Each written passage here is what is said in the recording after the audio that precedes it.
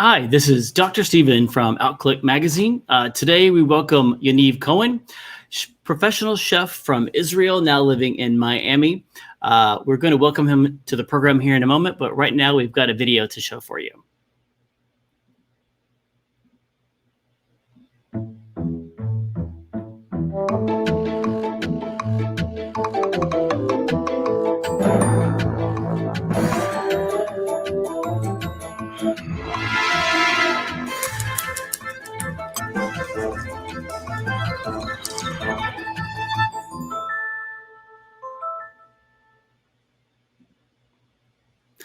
Well, Yaniv, welcome to the program.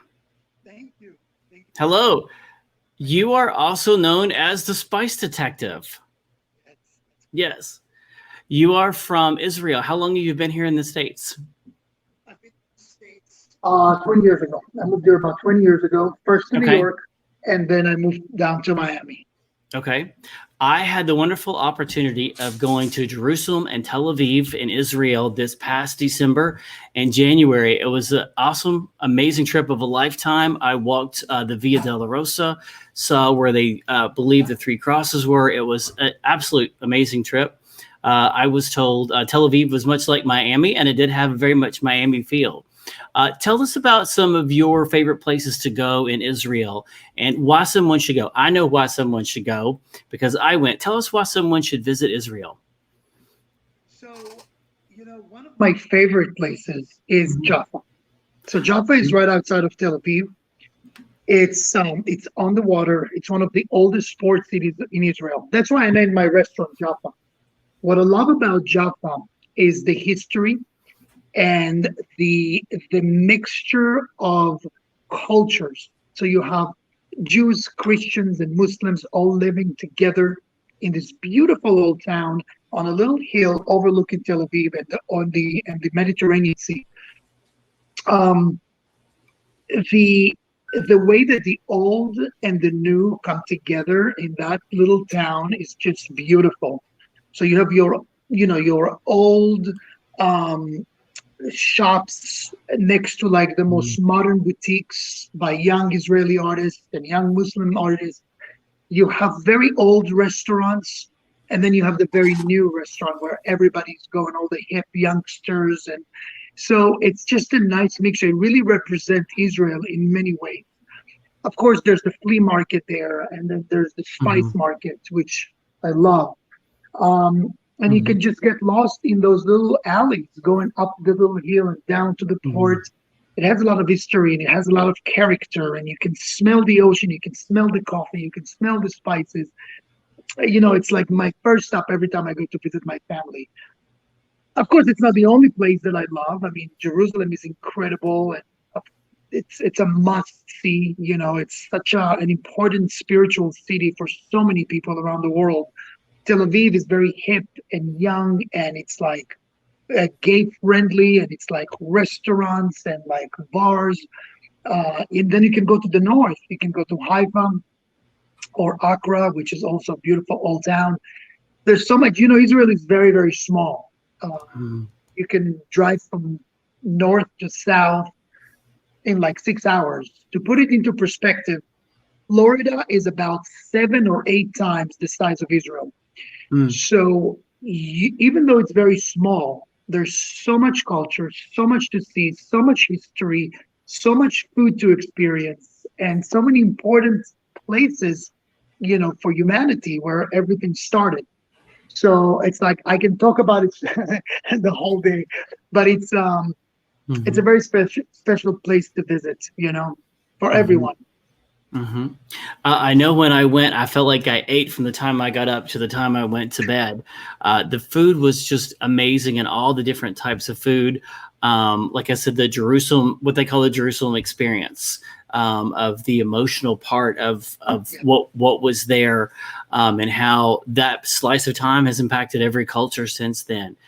We went to the festival markets and we ate the food right out of the festival markets, and like that flavor of stuff was just so iconic to that, and seeing that in person. And you're right, the blend of cultures, the blend of people that's there. Tel Aviv Pride is huge, a huge, amazing event for people to go to. Great. I agree. It's very, and the nice thing about Pride in Tel Aviv is that the straight community, quote unquote, they take part in the Mhm. celebration. It's not limited to just the gay community, but it's Yeah. very inclusive for families, and people of every spectrum, which is Mhm. very nice. It's celebration of love, Mhm. humanity. Mhm. This past summer, I went to Greece, which is kind of the almost the opposite. They lived at a time before Judeo-Christian thought, where they created culture with any of that paradigm, and then go to Jerusalem, where that completely changed our culture. It was interesting to see how the two existed, thousands of years apart. But we could talk all day about Israel. I want to hear about you and your cooking. My first question is, how did you get the name Spice Detective? That's a really cool name. Where did you get that from? So, I what I'm part of the reasons why spices are very important to me is because I grew up with spices. Mhm. My parents came to Israel from Iraq and Tunisia. Uh, they each one with their cuisine. Everybody brings their cuisine to Israel, and the use of spices was very important. Spices and herbs are extremely important. Every dish is beautifully spiced. What happened when I moved to the US, I realized it wasn't as in use. For lack of a better word, the American cuisine I felt was missing on all those spices. Mhm. And it became a little bit of a mission to introduce my friends first to the world of spices. Mhm. And um, spices in general add color and flavor, aroma, and on top of everything, they add a lot of medicinal properties.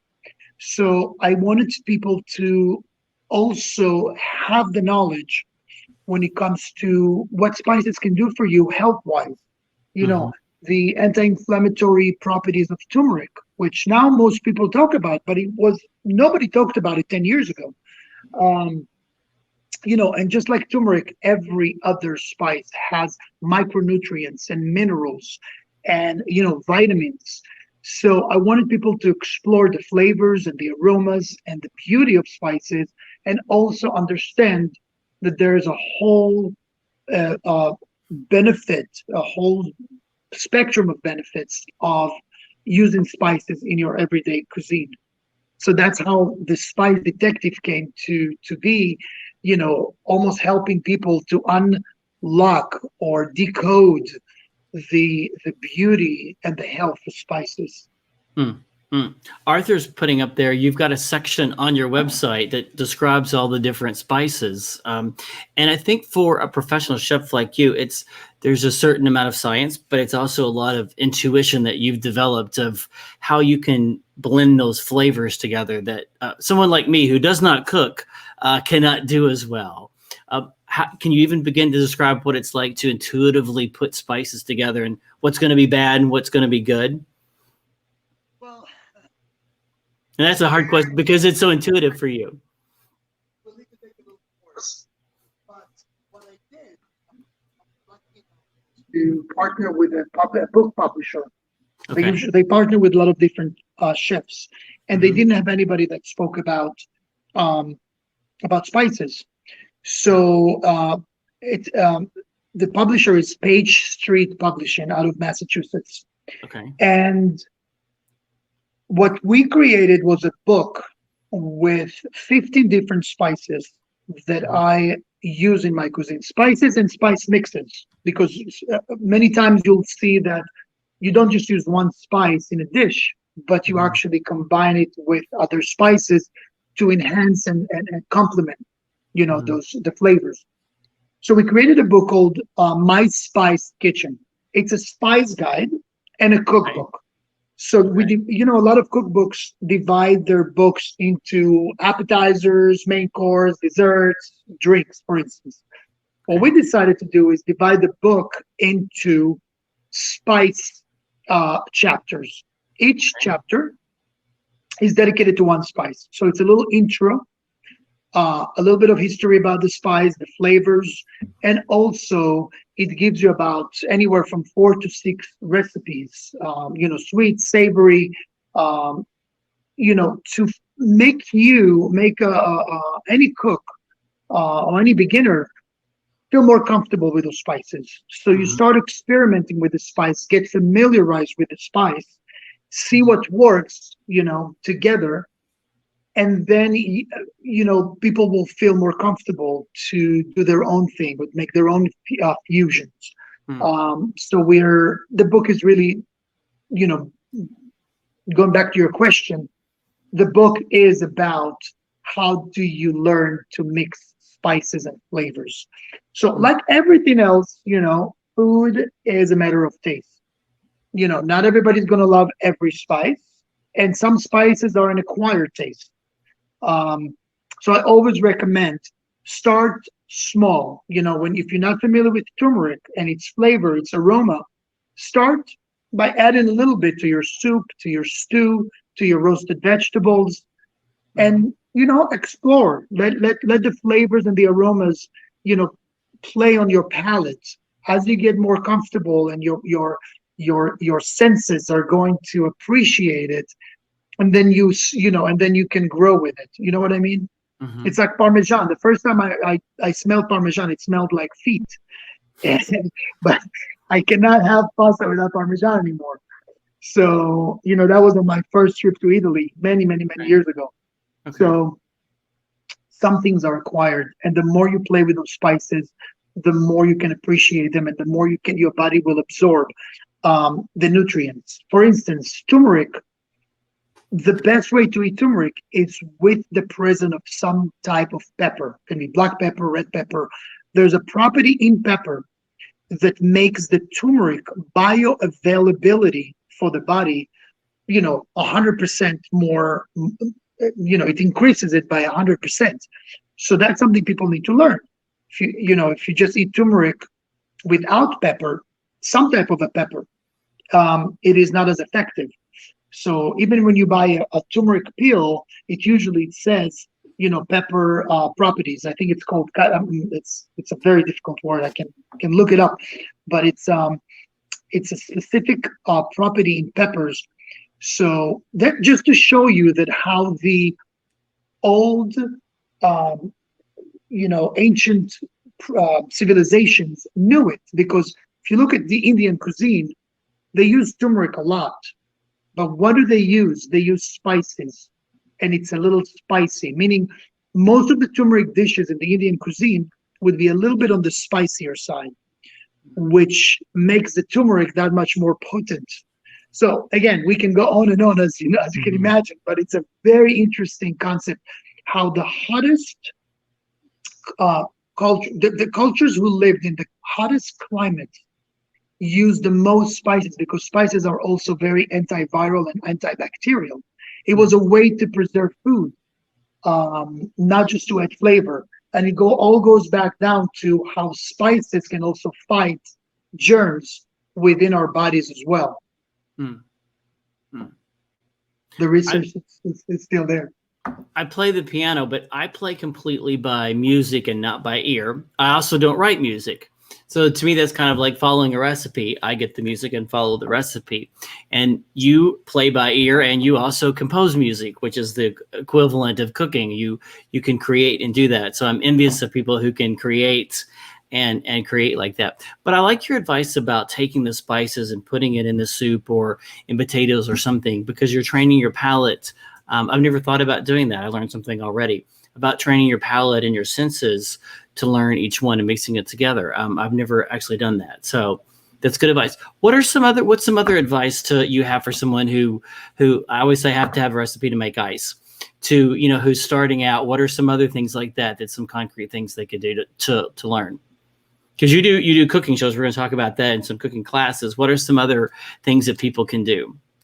Right. So other than reading books, cooking classes, Mm-hmm. cooking demos, um, I think if you're interested in specific cuisine or specific spice, then you have to also um, try to go to restaurants that are that are known for using spices. So Middle Eastern restaurants, Indian restaurants, and don't be afraid to ask the waiters, the chefs, the managers about the recipe, about whatever question you have. There is no wrong question. So I feel like sometimes people go to a restaurant and they don't feel comfortable asking about the specific recipe that they enjoyed. I think it's a compliment to the chef when somebody is like so pleased with their dish. Mm, If they ask about, what goes in it, how did you prepare it? This is incredible. We would love to learn from you. Do you have a mm, cookbook? A lot of chefs that are in restaurants also have cookbooks. That's a mm, great opportunity. Get a signed copy of the book. So mm. that's another way to support your local chefs and your favorite chefs. So in addition, you have the Food Network, and I think they're doing a great job introducing people to new flavors and new Mhm. regions. Yeah. So, we live in an amazing age, the age of the internet, where you can actually do a lot of research without even leaving home. Not to say you have to support your local chefs, your local restaurant. Mm. Make it a priority because it's really very much part of our community. Without restaurants, uh, food, local food, it hurts everybody in the long run. So Mm. I would Mm. say, I would like to encourage people to, Mm. especially with COVID and all the restriction and we had to close my restaurant. We had to close for 5 months, five Mm. long months, over 5 months. So it's we feel it. It hasn't been easy. So Mhm. you know it's a call Yeah. out for people to support their local chefs. Yeah, this has been a tough time for the hotel, travel, tourism, food and beverage industry. We know. I have talked to several people who, during this time, have taken advantage of learning a new skill, and one of those has been cooking because we're stuck at home and having to develop that new skill. Tell us what's one or two or three of your favorite signature dishes that you create, either in the restaurant or for yourself, or for a So date. one of our signature dishes at the restaurant is the turmeric roasted cauliflower. It's a Okay. whole cauliflower, and I think if you go to the website of the restaurant, you'll see it. So it's a whole roasted turmeric cauliflower. So cauliflower is a flower. It's a beautiful flower.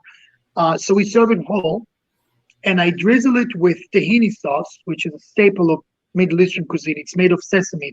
So the whole dish is vegan, but it's not just for vegans. It's just a very healthy, hearty, delicious um, dish that has a lot of health properties in it. Mhm. So we serve the whole roasted cauliflower that is infused with turmeric.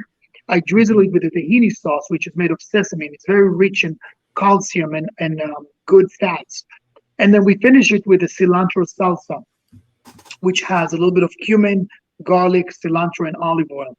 And it's like a flavor bomb. And it's so delicious. It's like, and again, it's vegan, which really helps a lot of, we do get a lot of vegan. So I try to think about vegans as well. Mhm. So that's a signature dish at the restaurant. People come from all over Miami and also from Aventura, Fort Lauderdale to enjoy it. And what Uh, restaurant? What restaurant is that? We'll pull up the website. What restaurant is that? Jaffa Miami. Jaffa Mike. JaffaMiami.com. Okay, Arthur's going to Yeah. pull that up. Go, tell us a little bit about the restaurant too, if you don't mind.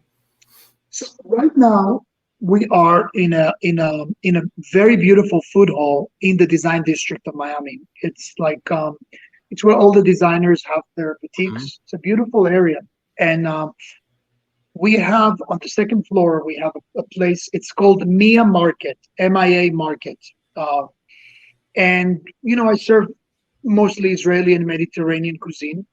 So we have all our hummuses and vegetables and falafels and shawarma. It's and everything is served in a more of a modern, with my little twist and my touch of spices. Um, so it's a very healthy cuisine. It works very well with the climate of Florida. We have some grilled meats um, and many different salads and dips with a little bit Mhm. of fresh pita. We also have a very special drink called limon nana. So nana in Hebrew and Arabic means mint. Mhm. So it's a wordplay. Instead of lemonade or limonata, which would be the Italian, it's limonana. and so Mm. it means really a mint lemonade.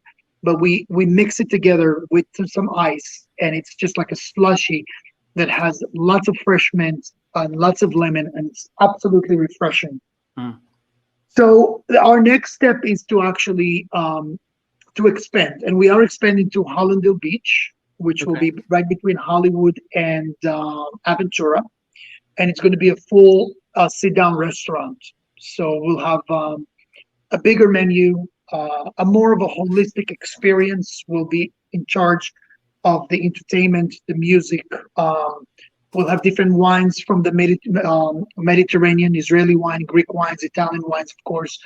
Um, and it will be a more of a full experience, of Mm. the as if you step into a restaurant in Israel, like you've experienced. I feel like we are lacking that experience down here in South Florida.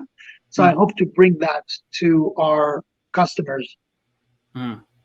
We've got that website up there. The food looks amazing. And as I said, when I was in Israel, it was all of the different palettes and the spices. It's so much, as much as I love Americana and American food and burgers, the spices of what I got to experience in Israel and just the flavor palette was amazing. And you also do cooking classes, private chef dining experiences, and catering. So you can tell us about that. What that kind of service is like. So before the pandemic, I used to do private cooking classes for groups Okay. at home or in a local place here in Wynwood in Miami. Okay. What happened? Believe it or not, my last cooking class, which was actually a fundraiser for Equality Florida, um, got canceled right there. I mean, it was just like, I guess it was March. Um, and at first I didn't think that I could do a cooking class through Zoom, but it actually worked. So so now I do large cooking classes for groups through Mm. Zoom. I also do small cooking classes for families for special events, at home. So it's the same Mhm. family, um, and we do it at home for like 5, 6 people, which is a lot of fun. And the family gets to cook together and eat together and experience the whole thing together. It really brings people together. Mhm. Um, so I've done spice talks. I've been book signing, and we get I would bring all the spices that we talk about in the book, Mhm. and people get to experience and taste and smell each and every spice, and they take a look at the recipes. We talk about the spices in depth, and that's also a very fun um, ec- experience for people when they're very curious about all the spices and they're ready to cook with. Um, it's like it is very amazing that we can actually do stuff now on Zoom and it still feels somewhat personal, even though it's through a screen. Mhm. So, we'll make the best of it. We Mhm. have Mhm. to stay positive and healthy and still be able to share with people some Mhm. special moments. Mhm. And it's the silver lining is some people will be tuning in that may not have gone to an in-person cooking class. And we've talked to some of the musical groups, and it's a challenge.